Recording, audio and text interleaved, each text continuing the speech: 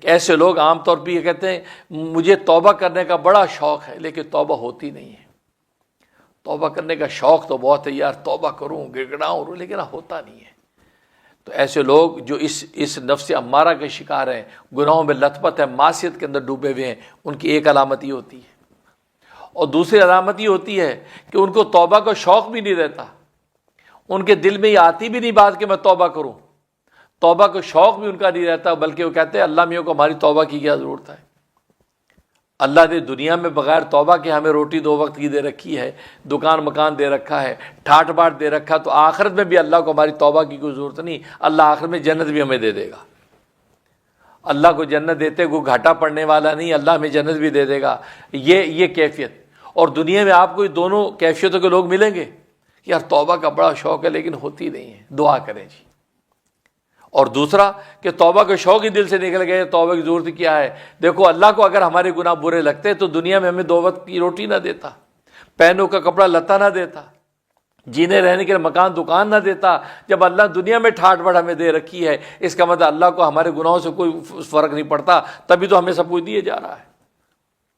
اور اسی طرح آخرت میں جب پہنچیں گے تو اللہ کو ہمارے گناہوں سے کوئی مطلب نہیں، نہ توبہ کی ضرورت، اللہ ہمیں جنت بھی دے دیں گے۔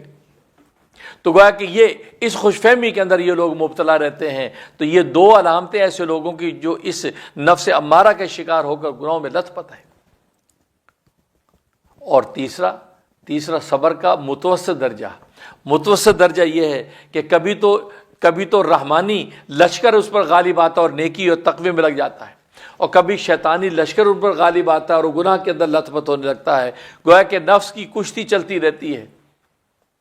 عمر بھر کی یہ کشتی، کبھی تو گرا دے کبھی وہ گرا دے۔ تو گویا کہ اس طریقے سے انسان چلتا رہتا ہے، نماز پڑھ لی کبھی چھوٹ گئی، روزہ رکھ لیا کبھی چھوٹ گیا، زکوٰۃ دی کبھی بخل کر گیا۔ تو گویا کہ اس طریقے سے جب اس کی کیفیت چلتی، یہ نفس جو ہے، یہ نفس لوامہ ہے، ملامت ہوتی ہے اس کو، بیٹھ کے سوچتا کہ یار فلاں وقت کی نماز میں نے کیوں چھوڑ دی، کاش میں نمازیں پڑھتا چلا آ رہا تھا، دیکھو نماز چھوٹ گئی میری، اجی روزے رکھتا چلا آ رہا تھا، خام خواہ میں نے روزے چھوڑ دی، تو ملامت کرتا ہے۔ تو یہ گویا کہ متوسط درجہ ہے۔ تو گویا کہ صبر کا متوسط درجہ ہے کہ وہ نیکی پر قائم ہوتا ہے، کچھ عرصہ چلتا ہے، پھر وہ ٹوٹ جاتی ہے اس کی کیفیت، اور پھر اس سے ہٹ کے پھر گناہ کے اندر لطفت ہوتا ہے، پھر گناہوں میں بھی قائم نہیں رہتا، پھر وہاں سے ہٹ کے پھر نیکی کی طرف آتا ہے۔ تو گویا کہ یہ بین اس کی کیفیت رہتی ہے۔ تو نہ تو یہ بالکل اعلیٰ مقام میں پہنچا، نہ ادنا مقام میں گرا، بلکہ متوسط مقام میں رہتا ہے۔ اور عام طور پہ اہل اسلام اور مسلمانوں کی یہی حالت ہوتی ہے، کبھی گناہ کبھی ثواب، کبھی گناہ کبھی ثواب، اسی طرح زندگی گزرتی ہے۔ اور مزے کی بات ہے کہ آخرت کے اندر اللہ تبارک و تعالیٰ جو میزان عدل قائم کریں گے،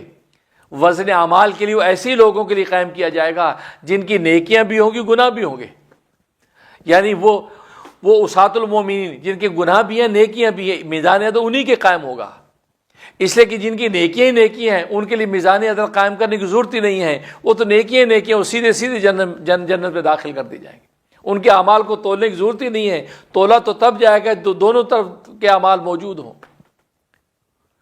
چنانچہ مومنین، صدیقین، صالحین جو بلند مقاموں پہ، ان کے اعمال کو تولنے کی ضرورت ہی نہیں، وہ سیدھے جنت میں داخل کر دی جائیں گے۔ اور دوسرے مشرکین و کفار منافقین، یہ سیدھے جہنم میں ڈال دیے جائیں گے، ان کے اعمال بھی تولنے کی ضرورت نہیں ہے، اس لیے کہ وہاں تو گناہ ہی گناہ ہے، نیکی کے پلڑے میں کچھ ہے ہی نہیں، اور دنیا میں اگر کوئی نیکی کی تھی اس کا بدلہ اللہ دنیا میں دے دیا، لا خلاق فی الآخرہ، آخرت میں ان کے لیے کوئی حصہ نہیں۔ ہاں میزان عدل ان کے لیے قائم کیا جاتا جو متوسط درجے کے ہیں، ان سے گناہ بھی ہوئے ہیں نیکیاں بھی ہوئی ہیں، ان کے لیے رکھا جائے، ایک طرف گناہ ہیں ایک طرف نیکیاں ہیں، اب وہ پلڑا تولا جائے گا، اگر نیکیوں کا پلڑا بھاری ہو گیا تو اہل جنت میں شامل کر دیا جائے گا، اور اگر جو برائیوں کا گناہوں کا پلڑا بھاری ہو گیا تو جہنم کے اندر پھینک دیا جائے گا۔ تو متوسط درجہ صبر کا یہ کہ انسان جو دونوں طرح کی کیفیات کے ساتھ چلتا ہے،